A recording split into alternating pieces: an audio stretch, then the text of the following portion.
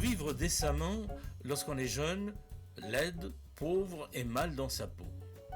C'est ainsi que se présente l'héroïne de l'ouvrage de Jeanne de Champvallon, Le sexe pauvre. C'est l'histoire de cette jeune femme qui souhaite ressembler à l'autre, celle à qui tout réussit dans la vie.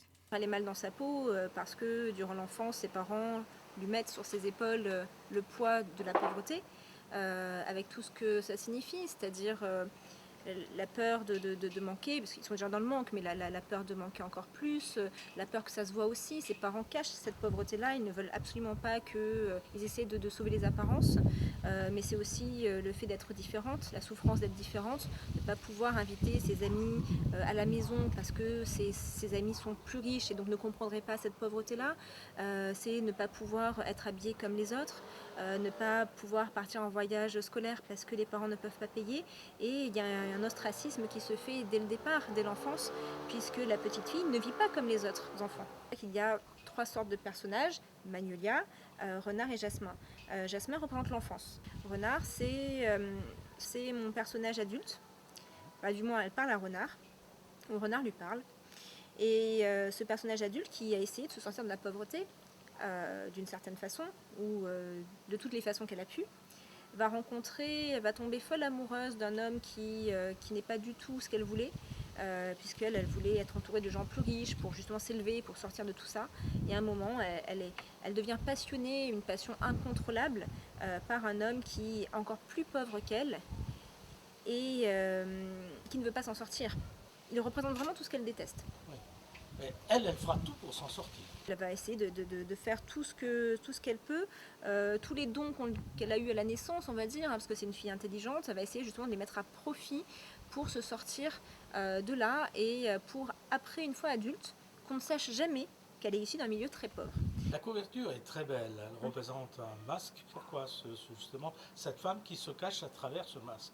Parce que mon héroïne est comme la photo de couverture, c'est-à-dire qu'elle est blonde, et finalement elle ment beaucoup. Elle est obligée de mentir, elle a menti toute sa vie pour cacher cette pauvreté, et ensuite, une fois adulte, elle doit aussi mentir pour plein de choses.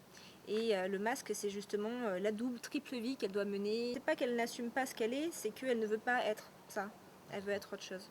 Tu n'étais pas la fille qui, à l'école, se faisait doigter au fond de la classe en gloussant, et clairement, tu ne pouvais donc pas être aujourd'hui désirée.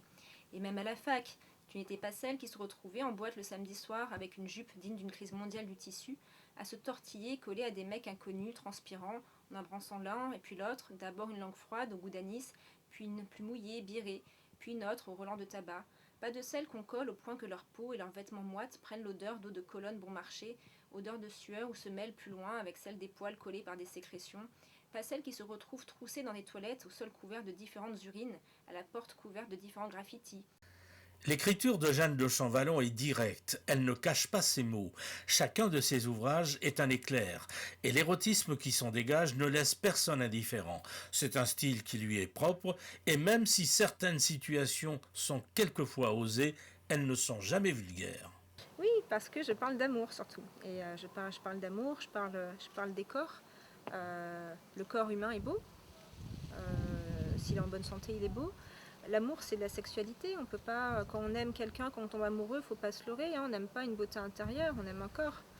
Et par conséquent, quand je parle d'amour, je parle forcément de tout ce qui est au niveau de la chair. Oui. Et quel regard portent vos lecteurs sur vous?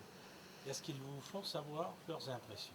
Oui, bien sûr. Heureusement d'ailleurs qu'on a des feedbacks de temps en temps des lecteurs. C'est pas forcément évident quand j'étais plus jeune, et même encore maintenant, puisque les lecteurs pensent qu'il y a beaucoup de parts autobiographiques. Les lecteurs sont un peu voyeurs aussi, ils aiment bien savoir, ils sont très curieux. Ce n'est pas les genres de questions qu'ils se posent lorsqu'ils lisent des livres de science-fiction, mais quand ils lisent des livres qui sont inscrits dans la normalité, des livres d'autofiction, ils se posent la question de savoir s'il n'y a pas une part de vrai, et donc si la sexualité que j'exprime n'est pas la mienne, ce qui est un peu gênant puisque je n'écris pas d'autobiographie, j'écris de la fiction, et finalement ce que je veux qu'on retienne, c'est la beauté du verbe, ou la beauté du moins visuelle de ce que j'écris, et pas de savoir si c'est ma vie ou pas. Je ne suis pas forcément pudique, je ne suis pas forcément exhibitionniste non plus. Mais on vous l'a reproché parfois. Bien sûr, mais c'est facile de reprocher ça quand une femme écrit sur la sexualité. Si elle a plus de 50 ans, on lui pardonne parce que de toute façon elle a vécu. Si elle est jeune, ça a une vingtaine d'années, on se pose des questions de savoir ce qu'elle fait, comment elle le fait, c'est pas normal. Et c'est terrible d'avoir une sexualité qui est encore taboue à notre époque, alors que c'est la chose la plus naturelle qu'il soit. Et c'est encore extrêmement tabou et les gens se questionnent sur la sexualité des autres comme s'il y avait quelque chose d'anormal dans ça, alors que c'est totalement naturel. Tout dans la sexualité est naturel, d'ailleurs, même les déviances qu'on peut imaginer.